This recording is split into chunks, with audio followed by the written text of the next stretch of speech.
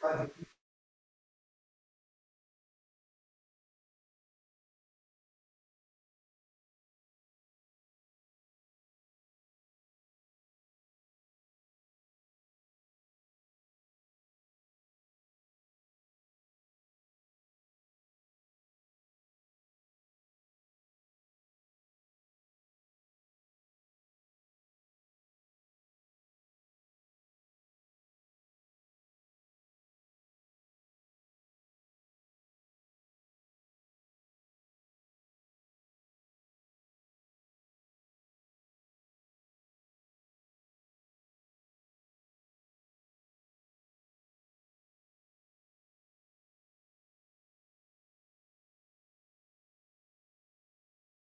Vero, muchas gracias. No sé si ahí se escucha bien. Hola, buenas. Sí se escucha. Hola, Cristina, gracias. Por aquí está entrando Melanie. No sé si probamos cámaras. Por aquí.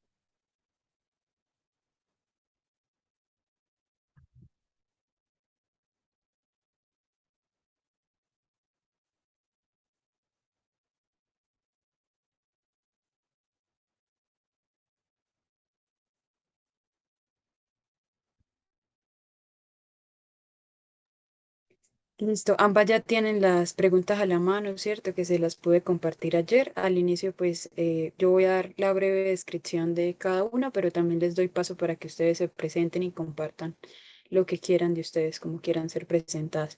Vamos a dar unos minuticos. Esto siempre se demora un poquito en empezar mientras la gente va entrando y aprovechamos a rotar el copy.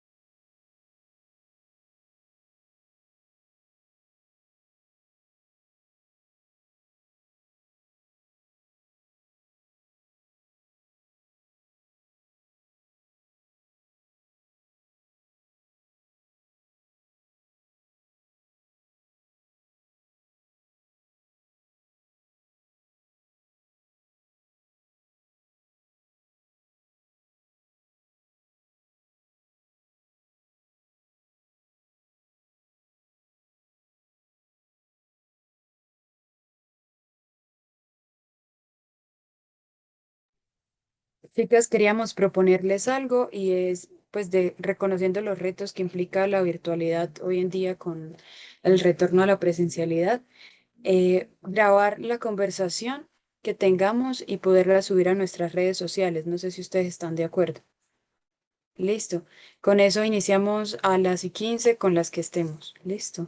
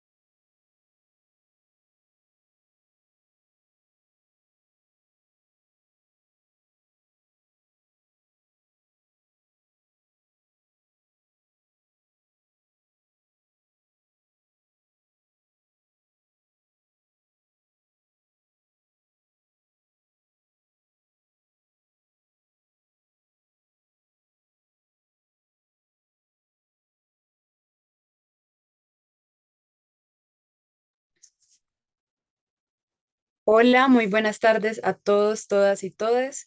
Les damos la bienvenida desde el Derecho a no obedecer a esta conversación que, como lo hemos venido anunciando, tiene como objetivo hablar sobre la ley antisociedad. Nosotras, desde el Derecho a no obedecer, somos una plataforma que está al servicio de activistas y a pesar que no ocupamos o vivimos y habitamos en el territorio de Venezuela, sí lideramos distintas acciones y proyectos que nos hacen sentirnos cercanas, además a la realidad que están atravesando los líderes, las lideresas y las organizaciones sociales en este país. Creemos entonces pertinente hacernos responsable de liderar una conversación que visibilice lo que está pasando en cuestiones de derechos humanos, que visibilice, digamos, el reto y las dificultades que pueden estar atravesando las organizaciones sociales en Venezuela para que empecemos a sumar esfuerzos, ya sea de manera binacional o transnacional, que puedan permitir de alguna manera regular o prevenir los riesgos que desde aquí se pueden generar. Entonces, esta conversación tiene como objetivo precisamente alertar a los ciudadanos dentro y fuera del país, a la comunidad internacional, a los gremios, a las sociedades democráticas, sobre el grave riesgo que corre la asociatividad en Venezuela, de ser el caso que se llegue a aprobar el proyecto de ley que busca fiscalizar, regularizar y, digamos, sí, en cierta medida como impedir las organizaciones sociales no gubernamentales en Venezuela. De esta manera, pues hemos querido invitar a dos personas expertas. Tenemos una activista en derechos humanos, también tenemos a una invitada muy especial que nos acompaña desde un instituto que ha venido hablando y poniendo el tema sobre la mesa. Entonces quiero darle la bienvenida primero a Cristina Toro, defensora de derechos humanos y coordinadora de incidencia de CEPAS. También nos acompaña Melanie Agrizones, internacionalista, activista feminista del colectivo Úquira y defensora de derechos humanos. Me corrigen si pronuncié sus nombres bien y les doy el paso para que se presenten ustedes, para que saluden y nos den la bienvenida también a este espacio. ¿Voy o vas, Mel? Voy. Ok. Hola Brenda, hola para todas las personas también que nos escuchan. Hola Melanie, siempre bonito coincidir. Mi nombre es Cristina Ciordia Toro. Soy coordinadora de incidencia de CEPAS y como Brenda adelantaba, desde el Centro de Justicia y Paz hemos tratado de participar del trabajo titánico que está haciendo la sociedad civil venezolana de generar conciencia sobre las amenazas que supone este proyecto de ley para el espacio cívico en Venezuela. Y en ese sentido agradezco mucho la invitación y la oportunidad de desde una nueva plataforma, además una plataforma em, que le habla principalmente a nuestro país vecino, donde ya les contaré, también hay posibles afectaciones de este proyecto de ley y nuevamente agradecida y gustosa de tener esta conversación, de contarles más, de contestar preguntas y de que entendamos un poquito de qué puede ir este tema del cierre del espacio cívico. Gracias. Muchas gracias, Cristina. Y Melanie. Hola, bueno, muchas gracias por esta invitación. Es un placer estar aquí con ustedes. Hola, Cristina. Bueno, yo soy Melania Grinzones, activista y defensora de derechos humanos. Y bueno, desde el espacio donde trabajo, que es un espacio que tiene que ver más que todo con las organizaciones feministas, organizaciones LGBTIQ+, hemos tenido como espacios de conversación sobre la situación actual, ¿no? Del Estado o mejor dicho, del gobierno, que intenta imponer una ley que básicamente nos niega el derecho a organizarnos, ¿no? Em, y hemos visto con preocupación, incluso también nos hemos pensado cómo nos vamos a organizar ahora entendiendo este contexto que si ya ha sido restrictivo para nosotros y nosotras, ahora agregándole esta ley, cómo vamos a actuar las personas que usualmente estamos en este ámbito de defensa de derechos humanos. Muchísimas gracias, Cristina y Melanie. Bienvenidas una vez más a esta conversación. Para nosotras es un gusto poder escucharles, saber y conocer desde su experiencia cuáles son los riesgos que se aproximan para el contexto venezolano y también qué repercusiones vamos a tener en Colombia, como ya lo anunciaba un poco Cristina. Además, me parece muy interesante que este panel esté compuesto por mujeres, ¿no? Que mujeres que defienden los derechos y que desde allí también podemos hablar de unas afectaciones diferenciales en cuanto a las organizaciones feministas, por ejemplo. Entonces, quisiera que iniciáramos la conversación. Vamos a tener un tiempo máximo de 5 minutos cada una por pregunta para ser muy concretas y hacer un uso como responsable del tiempo. Quisiera que empezáramos hablando un poco desde un panorama general que les permita a quienes nos ven y a quienes pueda llegar a alcanzar esta conversación, quizás contextualizarse sobre qué es lo que está pasando. Puede que algunos hayan escuchado algo, como puede que muchos no estén enterados de qué es lo que está pasando. Entonces, me gustaría preguntarles inicialmente qué impacto podría tener esta ley en la participación ciudadana y la democracia participativa en Venezuela. Si quieres, vamos adelante, en este caso al revés. Empezamos con Melanie, 5 minutos, y luego Cristina. Ok. Bueno, el gobierno actualmente está impulsando una ley que, lo voy a poner entre comillas, ¿no? Trata de regularizar el accionar de las organizaciones. Aunque si uno empieza a leer más la ley, no es nada más de las organizaciones, ¿no? Cualquier forma de, o sea, no solamente organizaciones no gubernamentales per se, no aquellas que tengan, que estén registradas jurídicamente, etcétera, sino cualquier forma incluso de organización puede ser visto como algo malo para el gobierno, ¿no? Incluso, por ejemplo, desde mi caso, nosotros somos una colectiva feminista y no nos manejamos bajo los mismos principios de una organización no gubernamental, por ejemplo. Sin embargo, la ley también nos afecta a nosotras porque la ley nos dice no se pueden organizar, básicamente. Eh, Además, nos enfrentamos a una ley que criminaliza básicamente el derecho a la asociación, ¿no? Y violentar el derecho a la asociación es básicamente un grito a decir que ya no estamos, bueno, y llevamos tiempo ya sin estar en un sistema democrático, ¿no? ¿Por qué? Y la gran pregunta es, ¿por qué las organizaciones no nos podemos juntar, unir para crear proyectos? ¿Por qué no podemos defender o exigir derechos humanos, ¿no? Y yo creo que esta respuesta se da por el contexto político en el que está sumergida Venezuela desde hace un buen tiempo, pero que siento que actualmente se está, mejor dicho, está siendo más restrictiva para nosotros. Algo que también nos llama bastante la atención es que como la ley nos criminaliza a todas las personas que querramos en algún momento organizarnos, asociarnos, etcétera, etcétera, es interesante que la narrativa del gobierno con respecto a las organizaciones feministas casi nunca se tocaba, ¿no? Con las organizaciones feministas como que nunca hablaban de las organizaciones de mujeres, LGBTIQ, sin embargo en esta ocasión sí.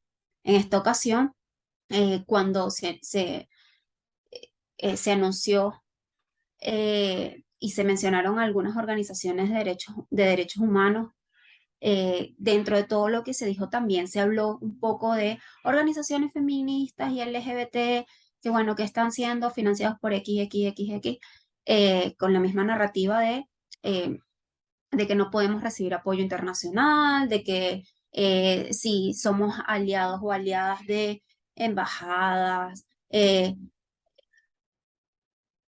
estén aquí realizando actividades en Venezuela significa algo contra el gobierno y todo esto lo podemos ver en la ley, ¿no? En la ley que te criminaliza por ejemplo, tener un proyecto que puede beneficiar a muchas personas, pero que ese proyecto además está recibiendo apoyo de alguna embajada, por ejemplo, ¿no?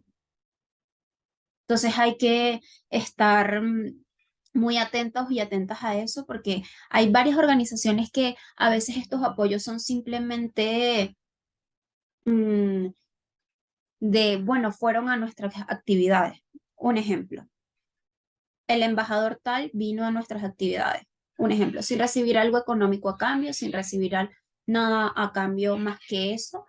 Eh, y sin embargo, según esta ley, esto se puede ver para los ojos del Estado como algo malo, ¿no? Como, ajá, pero justifiquen tales cosas, tal situación. También me parece peligroso el hecho de que quieran o puedan a través de esta ley querer incluir una persona que ellos puedan delegar a una persona que entra a la organización. Así. Bueno, ah, esta persona debería estar en su organización. Y esto es muy complejo, ¿no? Porque vivimos además en todo un sistema militarizado, ¿no? Que las personas que te puedan, además que tú no puedes imponerle a ninguna, es antidemocrático imponerle a una organización qué personas van a estar allí adentro, qué tipo de personas en este contexto entonces ellos van a querer que entren a las organizaciones o grupos organizados, porque como bien te dije, eh, no es nada más a las ONGs como tal, como una estructura, sino también nos afecta a todas las personas que queremos organizarnos, que nos asociamos y que podemos estar ocupando algunos espacios.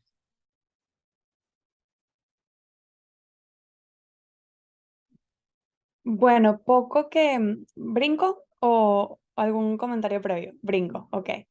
Em, Poco que agregar a lo que dice Melanie. Creo que tal vez quisiera como hacer dos precisiones. La primera, desde dar un paso atrás, ¿no? Porque a veces el derecho a la asociación, el derecho a la vida, todo el mundo lo entiende. Y el derecho a la libertad de expresión, todo el mundo cree que lo entiende.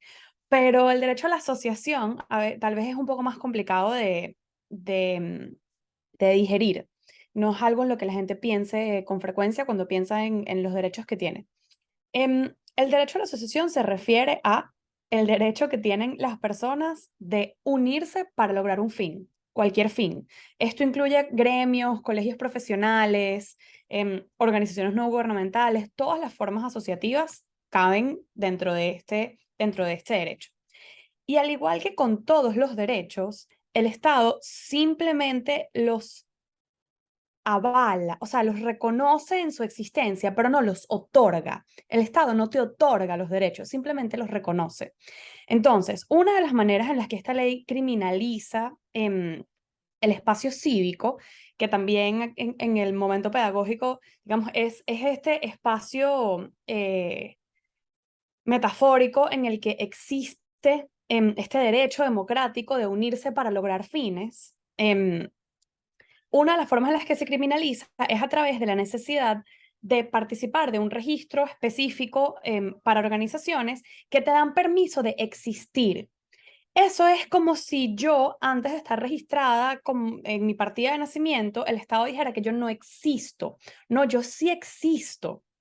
Lo que pasa es que para tener acceso a ciertos, por ejemplo, una cédula de identidad, tengo que haber tenido antes una partida de nacimiento, pero mi existencia no está en cuestionamiento. Esta forma en la que la ley expresa el tema del registro de las organizaciones no es simplemente un aval en el que entonces el Estado reconoce que este grupo de personas se asoció para X fin, que es como debería ser, y por eso las organizaciones se inscriben en un registro civil, igualito que una partida de nacimiento, sino que este nuevo registro admite o no la existencia de las organizaciones y eso ya por ahí es violatorio del derecho de asociación.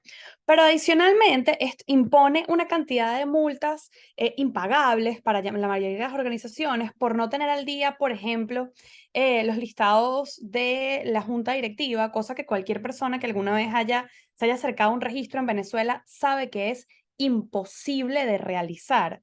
O sea, tener al día las actas constitutivas y estatutarias de las organizaciones no se puede porque o sea, no te permiten el acceso al registro. Hay tiempos de espera de hasta 3 años y entonces esto tiene como consecuencia multas que impagables para las organizaciones, que implicarían para ellas dejar de existir, o más bien para las formas asociativas, porque como decíamos, esto no se limita solamente a las organizaciones propiamente constituidas.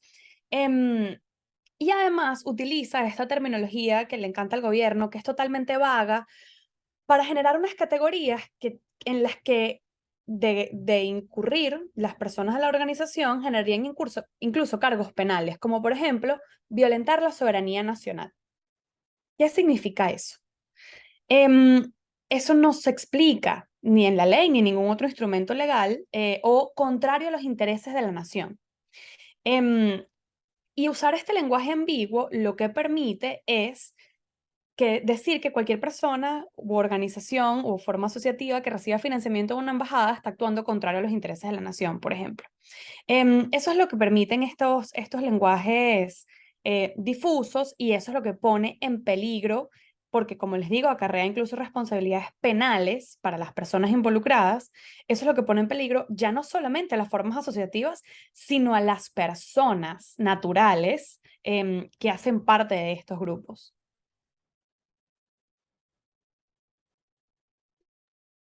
Muchas gracias.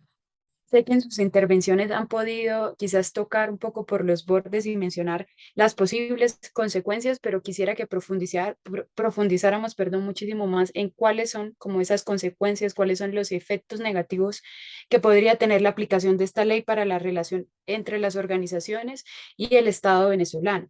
Además que en esa misma pregunta pudiéramos quizás hablar de ciertas alternativas que ustedes están pensando, ¿no? Si ya conversaciones ciudadanas o espacios democráticos entre, digamos, diversas organizaciones para pensarse algunos mecanismos de resistencia y oposición a esta ley. Quisieran empezar en este caso al contrario, iniciamos con Cristina y luego con Melan. Seguro. Hace par de horas tenía una conversación con alguien en la que me planteaba, estábamos hablando de un proyecto de una organización, y esta persona me decía, yo entiendo lo que dicen de la importancia de promover la resiliencia de las organizaciones, pero es que tenemos que hablar en términos de resultado, ¿no? O sea, como de aquí a un año, ¿cuál sería el resultado ideal de lo que tú me estás planteando? Y lo que yo le decía era, lo que pasa es que eso que tú me estás diciendo parte de la premisa de que de aquí a un año, si no hacemos nada, estamos igual. Y me estoy refiriendo a la existencia de las organizaciones. Mientras que la realidad es que si no hacemos nada, de aquí a un año las organizaciones desaparecen. Entonces, esa es la consecuencia. La consecuencia es que las formas asociativas en Venezuela desaparezcan. Em, de hecho, al momento de introducción del proyecto de ley, se introdujo, o sea, se promovió una lista de 62 grupos y organizaciones que ya están como de primeros en la lista de fiscalización, en la mira, básicamente. Cosa que se puede entender fácilmente como intimidación, por cierto, oficial desde el Estado, desde el hemiciclo de la Asamblea Nacional. No que eso sea nuevo en Venezuela, pero para acotarlo en esta situación. Entonces, esa es como la consecuencia más extrema, desaparición. Hay consecuencias y aún más extrema, pues consecuencias para la seguridad personal y física de las personas que hacen parte de estas organizaciones, detenciones, o sea, y de ahí, pues, para abajo. Hay otras consecuencias menos drásticas, pero que al final es un poco como todos los caminos llevan a Roma, ¿no? Por ejemplo, no te cierran oficialmente, pero te impiden acceder a financiamiento. ¿Cómo subsisten las organizaciones? Las personas que trabajamos en estas organizaciones eh, cobramos un sueldo por el trabajo que hacemos. Y poderle dedicar las 25 horas del día, porque son mucho más que una jornada normal de trabajo, a este tipo de labores, y poder hacer actividades en campo, poder atender población, porque esa es otra. El peligro no es solamente para las organizaciones y para las formas asociativas, sino para la población que estas organizaciones atienden y para los derechos que estas organizaciones defienden. Sin este muro de contención, ante la emergencia humanitaria compleja, las consecuencias habrían sido peores que las que han sido. Sin este muro de contención, las afectaciones habrían sido peores que las que han sido. Las organizaciones han pasado a suplir al Estado en muchísimos espacios.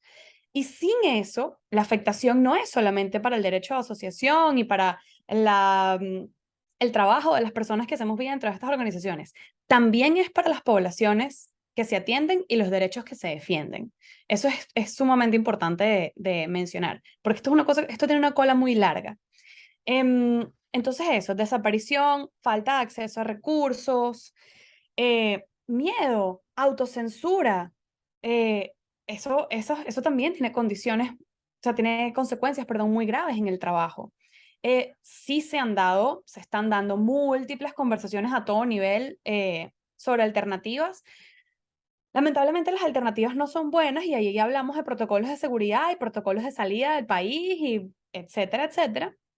Em, pero la mayor parte de la conversación en realidad está centrado en cómo hacer la mayor cantidad de incidencia y de ruido y de presión posible para evitar que la ley efectivamente se apruebe.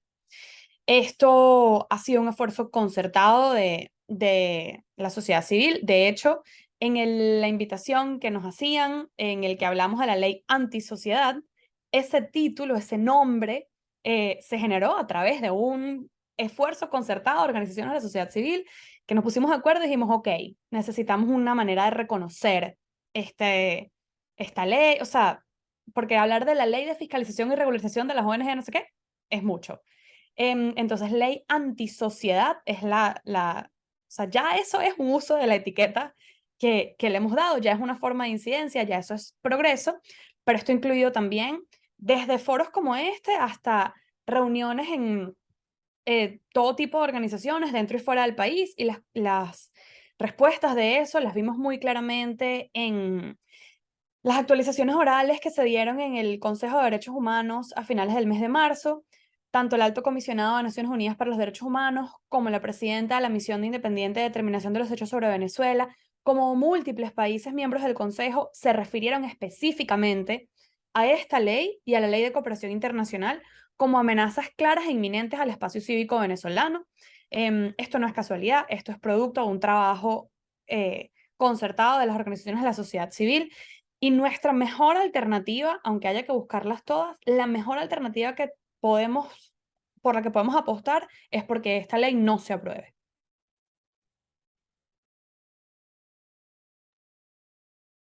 Bueno, siguiendo la línea de Cristina, que siento que dijo todo perfectamente, eh, sí, obviamente creo que el mejor mecanismo es que de verdad logremos que esta ley no se apruebe. Es muy complejo, ¿no? Porque el Estado ha buscado miles de formas de criminalizar a las organizaciones de derechos humanos. Sabemos que vivimos en un contexto no democrático y eso hace que el Estado esté siempre eh, detrás de quienes hacemos incidencias en materia de derechos humanos. Como bien lo decía Cristina, el hecho de que esta ley se llegue, que esta ley se vuelva lo que es, ¿no? Una ley que nos criminalice, pues obviamente sí nos afecta a nosotros y a nosotras como personas que pertenecemos a organizaciones, como personas que nos organizamos, pero como bien lo decía Cristina, también nos afecta a todas las personas, ¿no? En el caso de organizaciones feministas, hay organizaciones feministas que, si no son por ellas, no sabemos de datos de femicidios, no sabemos de datos de violencia y abuso sexual, si no son por los observatorios LGBT, no sabemos cuál es la situación de las personas LGBT, si no es por las organizaciones de derechos humanos, no sabemos cuál es la situación de las personas en prisión, si no es por las organizaciones de derechos humanos, no estaríamos exigiendo por los casos de protesta 2017, 2019, etcétera, etcétera. Si no fuera por las organizaciones de derechos humanos, eh, no tendríamos a la CPI acá. Son las organizaciones de derechos humanos básicamente que están creando dentro de las sociedades y de la comunidad una forma de tejernos en esta situación tan compleja. Son dentro de las propias comunidades se organizan, ¿no? Eh, para generar algo en específico, para generar proyectos para la propia comunidad, para que la comunidad se sostenga, ¿no? Porque el Estado no está respondiendo, porque el Estado no cumple con sus responsabilidades. Entonces, creo que la consecuencia mayor, más allá de afectarnos a nosotros como organizaciones, es evidentemente hacia toda la población que atienden estas organizaciones. Hay organizaciones que atienden temas de salud, por ejemplo, y sabemos que el sistema de salud en Venezuela, el sistema público de salud, no funciona, es precario. Y sin las organizaciones, muchas personas no pueden acceder, por ejemplo, a anticonceptivos, a un eco, eh, a recibir información sobre temas de salud, etcétera. Entonces creo que lo principal es eso, ¿no? Que como bien lo decía Cristina, cuando se organizó esto de la ley antisociedad es porque es una ley que atenta contra toda la sociedad en general, porque se cae una organización tan importante como es, quizás todas son importantes por supuesto, pero que tienen ciertas labores, por ejemplo, como CEPAS, como Provea, Plafan, se desmorona muchos de los servicios que reciben las comunidades, de proyectos que reciben las comunidades. Por ejemplo, CEPAS tiene proyectos en La Dolorita, ¿no? ¿Qué pasan con esas personas que están allá? ¿Qué pasa con los centros de salud de Plafan si esta ley se da sigue avanzando, ¿no? Todas estas preguntas nos quedan, no nos afectan nada más a nosotros como defensores, sino a toda una sociedad. ¿Creo que hay espacio de resistencia? Sí, creo que el espacio de resistencia es seguir trabajando. Es decir, tenemos esta ley que nos criminaliza, ¿no? Y que obviamente tenemos que aumentar nuestros protocolos de seguridad, replantearnos incluso la manera en que podamos conversar en algunos espacios, unirnos más que nunca, por supuesto. Pero creo que el seguir trabajando a pesar de es una forma de resistencia, pero que tampoco debemos olvidarnos que si esta ley se da y si esta ley avanza, podemos dejar de existir. En algunos círculos de conversación hemos hablado de la existencia desde lo clandestino, que obviamente no es lo ideal, porque no deberíamos ser clandestinos, es decir, defender derechos humanos, prestar servicios a las comunidades no es un delito, ¿no? Eh, el poder recibir apoyo de otras organizaciones internacionales, de embajadas, no es un delito, no debería ser un delito, ¿no? Porque recibir apoyo binacional, un intercambio incluso cultural, es muy importante. Vivimos en un mundo globalizado. Y como bien lo decía Cristina, de cómo van a vivir las organizaciones para poder prestarles los servicios y el apoyo a las sociedades. Entonces, lo clandestino, aunque está muy presente para nosotros y nosotras, creo que es también injusto, ¿no? Tener que pensarnos incluso en eso, en cómo vamos a trabajar en clandestinidad, cuando no debería ser así. Y al momento que eso ocurra, si es que llega a ocurrir, esperemos que no. No, o sea, creo que todas esas narrativas que tratan de poner al gobierno como un gobierno democrático se derrumba totalmente. Y aunque a pesar de que hemos denunciado desde hace mucho tiempo que estamos en un sistema autoritario y que nos señala y que nos persiguen, que nos hostigan, no podemos esperar a que desaparezcamos o que quedemos en la clandestinidad para entender que esto no es un sistema democrático. Y bueno, seguir presionando de forma conjunta en el ámbito internacional, internamente y seguir trabajando, ¿no? Para mantener lo que se ha hecho por durante mucho tiempo. Mm. Y me permito hacer dos comentarios súper mega breves a lo que dice Melanie. El primero es que ciertamente la clandestinidad ha sido parte de la conversación, pero eso no es una opción para todos los tipos de trabajo. Ujú. Eso es una opción para, bueno, como de hecho ya se hace en muchos sentidos, acompañar interrupción voluntaria del embarazo, que en Venezuela es ilegal. Eso es posible para repartir información sobre medicamentos o para levantar testimonios de violaciones de derechos humanos. Eso es posible en algunos ámbitos, pero cuando uno habla de intervención comunitaria en la clandestinidad, eso no se puede. O cuando uno habla de denuncia de violaciones de derechos humanos, que es como parte de la metodología básica y fundamental de la defensa de derechos humanos, no se puede denunciar desde la clandestinidad, eso no tiene sentido. O sea, eso es una contradicción en los términos, ¿no? La denuncia tiene que ser pública, abierta, y de cada gobierno, que es entre quien se denuncian las violaciones de derechos humanos, porque es quien es responsable por salvaguardar los derechos humanos. Entonces, sí, hay trabajo que se puede hacer desde la clandestinidad, pero hay trabajo que no se puede hacer desde la clandestinidad y que se pierde, o sea, se acabó. Em, y el segundo comentario, muy de la mano, es que el, el lobo feroz de esta historia, y a mí me choca hacer esto, porque igualito que me choca que políticamente utilicen la narrativa en otros países de convertirse en Venezuela, me parece ridículo y estigmatizante y con frecuencia poco sensible al contexto. Em, pero ese tipo de comparaciones ayudan para que la gente dimensione. En esta conversación, nosotros a lo que hablamos es de convertirnos en Nicaragua. Esa es la gran bandera del miedo, ¿no? Un estado donde nadie puede dudar de su carácter autocrático, entre otras razones, porque las organizaciones de la sociedad civil no existen y punto. Están criminalizadas, estas son personas que tuvieron que salir del país de manera masiva. Y por cierto, a eso me refería cuando hice el comentario inicial de la posible afectación para Colombia. Entre las múltiples estrategias de incidencia que se han llevado a cabo en el marco de esto, desde la sociedad civil se escribió una carta abierta a Gustavo Petro a decirle: ¿a dónde cree usted que van a ir a parar los defensores de derechos humanos venezolanos si en el país se les persigue y si en el país, o sea, y si les toca huir? Porque Venezuela, Colombia, a Dios gracias, es uno de los pocos países donde los venezolanos podemos seguir entrando sin visa y seguir entrando, pues, obviamente por la frontera.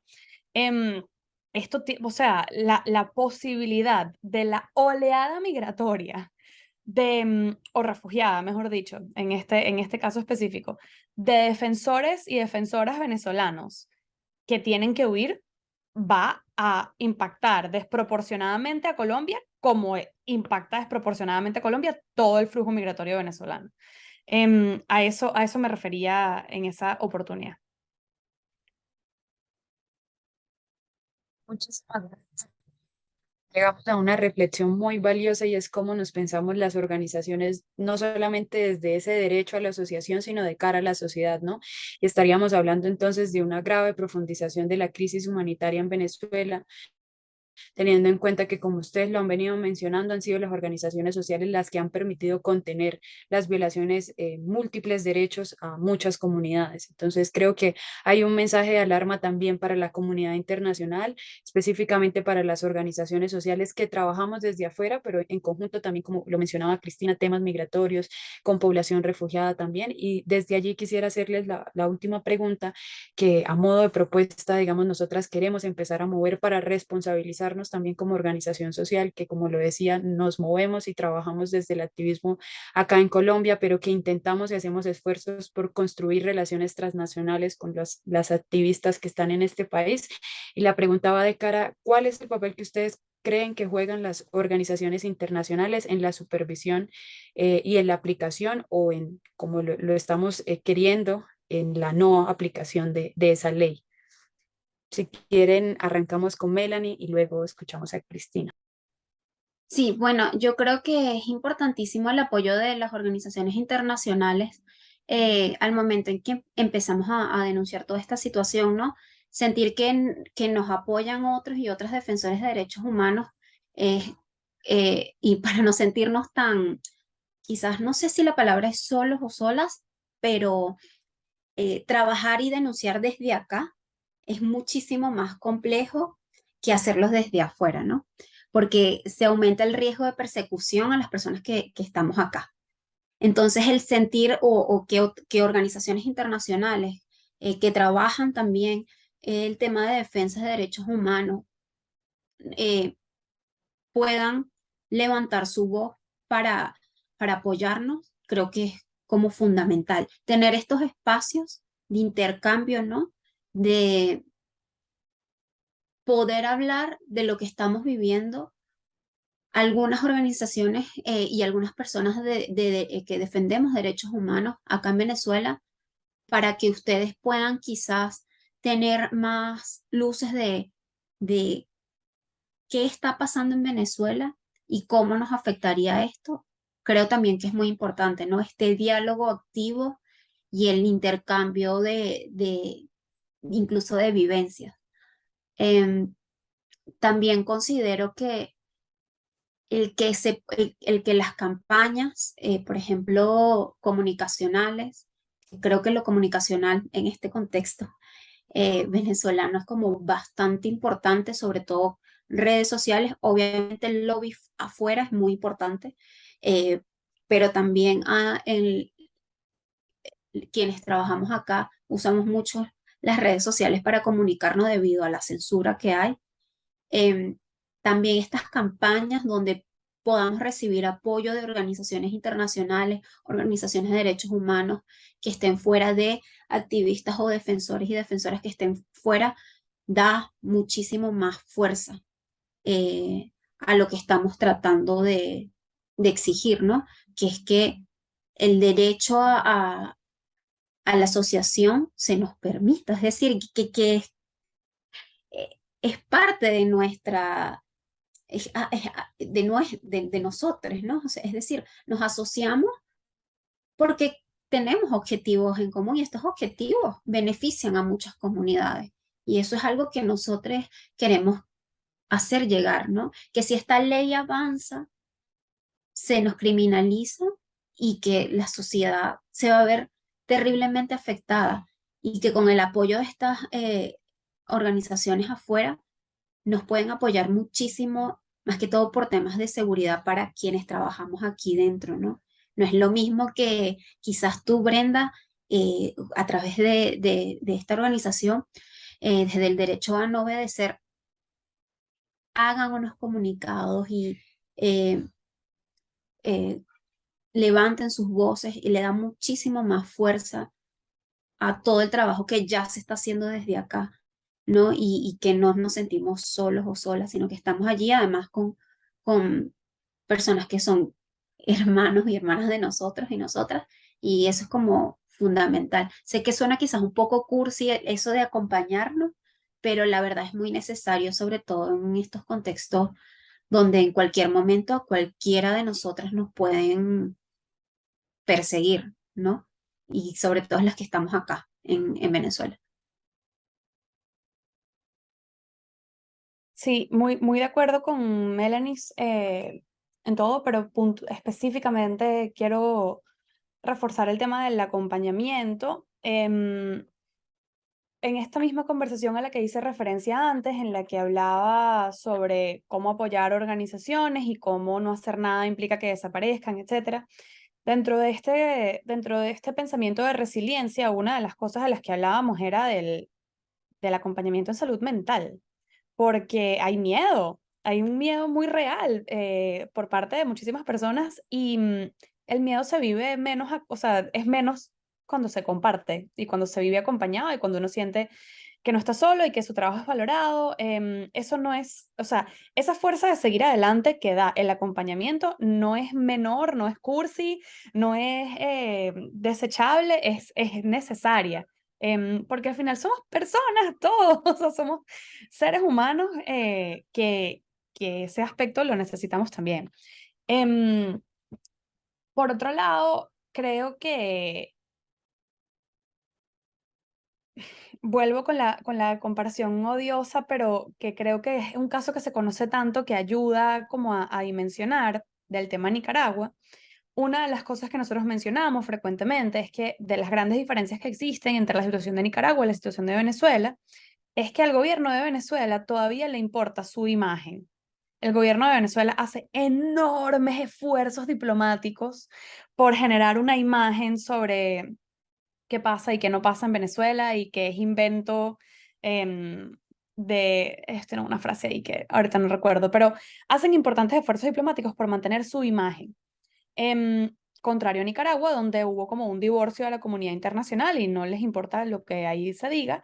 em, y esa protección de imagen, pues juega a nuestro favor en este momento porque implica que se hace un esfuerzo por verse de determinada manera. Y en ese sentido, generar ruido, bulla, le decimos nosotros generar bulla desde nuestros pares en la comunidad internacional, es decir, otras organizaciones de sociedad civil en la comunidad internacional, es una manera efectiva de, de hacer presión, de generar conocimiento, impacto, em, sobre todo desde justamente por esto de decir que somos pares, ¿no? O sea, que esto se puede, otras organizaciones pueden entender esta realidad también. Por ejemplo, Melanie hablaba bueno, ¿cómo puede ser de distinto para ti, Brenda, trabajar en una organización en Colombia y poder escribir comunicados y hacer proyectos sin el mismo, como comillas, temor a represalias? Sin embargo, Colombia sigue siendo el país de la región donde es más peligroso ser líder social, donde mayor número de asesinatos de líderes sociales hay. Y en ese sentido, o sea, es terrible, por supuesto, pero en ese sentido llamo a todas esas cosas que tenemos en común. Entendernos como un colectivo nos ayuda a generar estos lazos de defensa de lo que es común para todos nosotros. Em, Adicionalmente, yo creo que también hay algo ahí interesante que decir en términos de compartir mejores prácticas. Eh, Seguramente haya muchas organizaciones en la región que tengan mejores prácticas en términos de seguridad digital que en Venezuela nos falten. Yo siento que en Venezuela no le paramos mucho a eso y deberíamos hacerlo infinitas veces más. O de seguridad personal también, incluso. O de medios de trabajo desde esta alternativa de la clandestinidad. Por ejemplo, hace poco tuve la oportunidad de compartir con unas organizaciones defensoras en Perú y una de las organizaciones hablaba mucho justo en Perú también está criminalizado el aborto y entonces cómo hacen ellas para dar información sobre aborto y cómo se protegen de la posibilidad de que alguien que se haga pasar por un usuario en realidad sea un cuerpo de seguridad o cosas similares. Entonces, en ese sentido, como que compartir mejores prácticas em, también es una manera importante de otras, o sea, de organizaciones que se vean en este espejo, digamos, y reconozcan vulneraciones que hayan tenido antes y la forma en la que hayan abordado esas vulneraciones. Creo que además de hacer bulla en conjunto y además de acompañar, ese compartir de mejores prácticas es una manera efectiva de ayudarnos en esta lucha.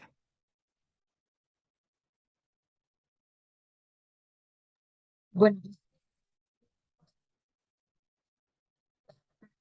me acaba de surgir como la inquietud de escucharlas y quisiera preguntarles, no quisiera irme también sin escucharles un poco más porque estoy encantada escuchándoles. Entonces, mientras les escuchaba desde las reflexiones que he ido sacando, como que me surgió una pregunta para cada una desde sus propios quehaceres, ¿no? Entonces, a Melanie quería hacerle una pregunta muy personal, pero política a la vez, y es como, ¿cómo se está asumiendo, digamos, el rol de ser mujer feminista? Y si me escuchan ahí, creo que mi internet se cortó precisamente. Hola, volví. Te Sí, sí, escuchamos, te te escuchamos. escuchamos. Sí, listo, me estoy yendo. Bueno, mi pregunta para Melanie era, digamos, desde una posición muy personal, pero política a la vez, ¿cómo se asume el rol de ser mujer y ser mujer feminista en medio de este contexto que busca criminalizar y fiscalizar el quehacer y la defensa de los derechos humanos, específicamente en el caso de las mujeres, ¿no? Y para Cristina, digamos desde la experiencia en CEPAS, quisiera preguntarte qué tan difícil o bueno, si cuesta mucho aún más hablar de construcción de paz en un escenario donde la reconciliación, por ejemplo, social se ve dificultada por este tipo de accionar del Estado que lo que busca es como criminalizar y promover una cultura que violenta los derechos humanos, ¿no? Entonces, quizás una pregunta más enfocada a la cultura de paz y para Melanie una pregunta enfocada más desde los feminismos. No sé si Melanie quisieras comentarnos qué opinas. Sí, complejo, ¿no? Como bien decía al principio, el Estado venezolano o el gobierno, que me gustaría ya hablar como del gobierno, se ha asumido a sí mismo feminista. Es decir, eh, ellos siempre tratan de ocultar toda la situación que hay en torno, sobre todo de las mujeres acá y personas LGBTIQ, bajo una bandera feminista, ¿no? Y siento que hasta hace casi nada algunas organizaciones que tienen ciertos ideales políticos que, bueno, que personalmente no comparto, no se sentían tan atacadas al momento de que el gobierno empezara una persecución, cuando activistas de derechos humanos, sobre todo las defensoras de derechos sexuales y reproductivos, eh, son perseguidas. Quizás hasta cierto momento el gobierno no era tan directo al momento de atacar a organizaciones feministas. Creo que eso ha ido cambiando, sobre todo porque algunas personas defensoras somos abiertamente opositoras al gobierno.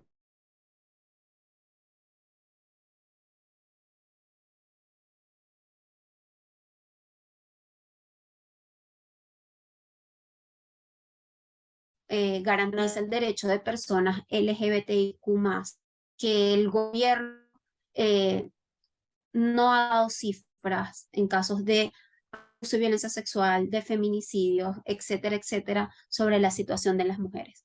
Entonces, claro, algunas, a pesar de que somos feministas y que el Estado sigue en una narrativa, o mejor dicho, un discurso donde ellos mismos se llaman y proclaman feministas, a ellos no les va a interesar que tú te llames también feminista, pero si estás en contra de ellos, te van a atacar, ¿no? Eh, y te pueden perseguir por denunciar abiertamente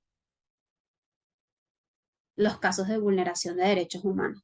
Varias organizaciones también hemos denunciado al Estado, organizaciones feministas y defensoras feministas, frente a organismos internacionales. Y esto también aumenta el riesgo de nosotras en el país.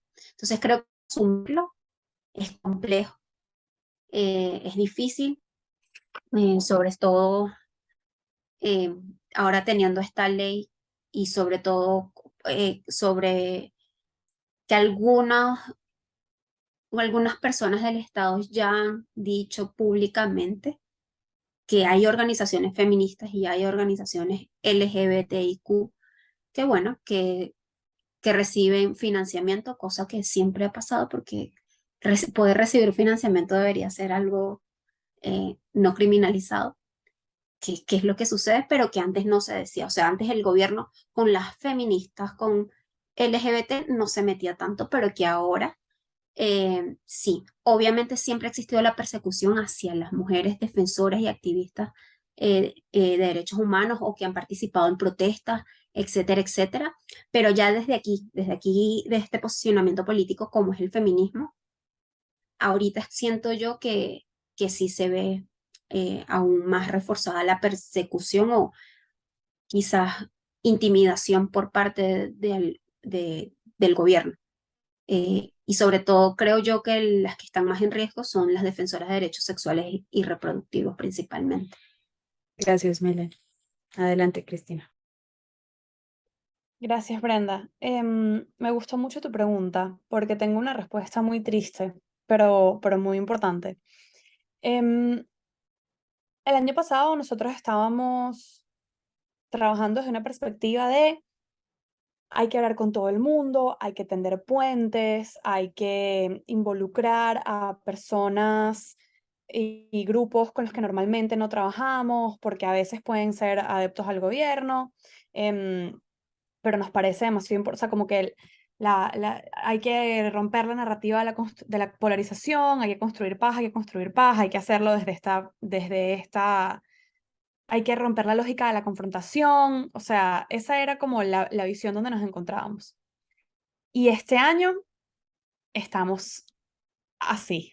O sea, estamos como ya va. ¿Quiénes son personas seguras? ¿Quiénes son grupos? ¿Dónde hay? O sea, ¿cuáles son los grupos seguros? ¿Con quién se comparte la información? La perspectiva de abrirse y de tender puentes está en pausa porque hay miedo, porque hay consecuencias reales de vincularse con personas que no sean seguras. Eh, y esto no nos disuade de nuestra misión y de nuestro mandato y de nuestra visión de la construcción de paz, que es, dicho sea de paso, transversal e inequívocamente una paz feminista. Em, pero sí nos hace replantearnos cómo se hace eso, porque la visión integradora que teníamos ahorita nos está costando un poco más. Eso no quiere decir que creemos en una narrativa de exclusión, ni que creemos que haya que alimentar la narrativa de la polarización, ni de la confrontación. Por supuesto que no, de ninguna manera. Pero en términos del trabajo directo, estamos siendo extremadamente selectivos y cuidadosos eh, con quién trabajamos. Y eso tiene que ver con este tipo o sea, con este cambio en el contexto, con este tipo de amenazas. Y es lamentable porque, pues a mí, desde desde la teoría, digamos, ¿no? A mí me parece que está todo bien justamente con decir, claro que sí, hay que buscar una visión integradora y hay que trabajar, o sea, se trabaja por todo el mundo, se trabaja por los que piensan igual que tú, pero también por los que piensan distinto a ti, se trabaja por la sociedad, o sea, desde la teoría yo estoy ahí totalmente, pero en la práctica, yo no vivo en Venezuela, por ejemplo, y entonces yo soy supremamente cuidadosa con eso y siempre se lo digo a quienes sí, que es como, lo que tú me digas, eso es lo que yo voy a hacer. Con quien tú me digas que yo hable, con ese es que voy a hablar, porque yo no soy quien asume el riesgo. Y por eso soy extremadamente delicada y cuidadosa con eso, porque me puedo morir antes de poner en riesgo a alguien más, porque no es a mí, sino a alguien más. Em, y eso es un cambio lamentable que nosotros hemos tenido que hacer. Eh, pero que lo hacemos asumiendo que pues la protección de nuestra gente es primero.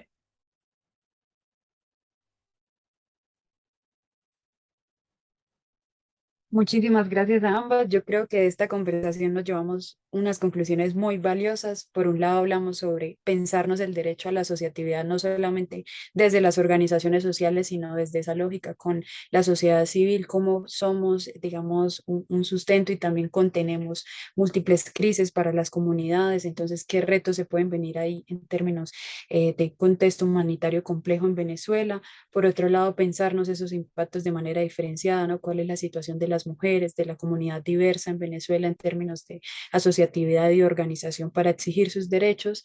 Y creo que también nos quedan unas reflexiones valiosas para pensarnos nosotras desde esos puntos en comunes, como lo nombraba Cristina, activistas, organizaciones sociales que quizás no estamos en ese país, pero que podemos igual juntarnos y pensarnos acciones de incidencia para visibilizar y prevenir un escenario como de vulneración de la participación ciudadana en Venezuela. Entonces creo que nos queda es mucho trabajo por hacer. Desde aquí estaremos sumando esfuerzos también para contribuir a lo que ustedes están haciendo desde allá y también movilizarnos desde este lado, juntar esfuerzos y hacer el llamado también a otros y otras activistas que seguramente les atraviese la misma situación en la región.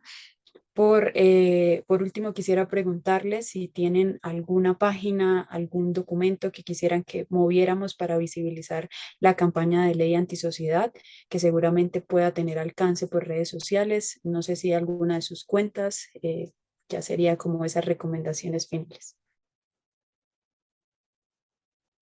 Sí, por nuestra parte, bueno, buscar el hashtag ley antisociedad les va a dar muchísima de la información que han estado produciendo las organizaciones al respecto. Em, por nuestra parte, las redes sociales son @_cepaz en todas las redes. También desde la página web justiciayverdad.org se ha publicado no solo de CEPAZ, sino de muchas otras organizaciones de sociedad civil y también de organismos internacionales, las distintas denuncias y pronunciamientos que se han hecho en torno a esta y otras leyes restrictivas del espacio cívico. Em, Esas son nuestras coordenadas.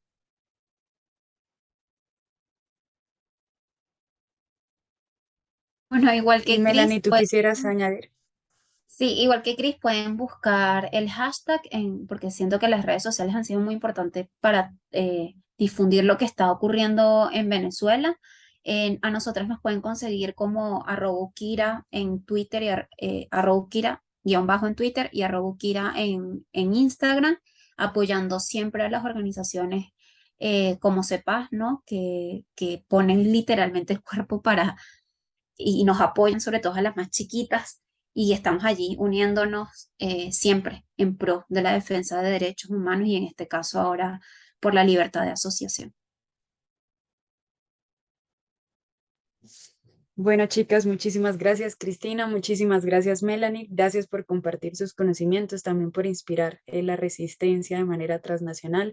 Creo que esta conversación no se debe quedar aquí, sino hay que pensarnos acciones que puedan incidir por los derechos humanos de las activistas. Entonces, estamos ahí charlándonos a ver qué cocinamos juntas y nada, también pendientes a difundir lo que ustedes compartan de la ley antisociedad. Gracias a ti, Brenda, por la invitación, también por el trabajo en pro de la migración venezolana. Muy agradecida por eso.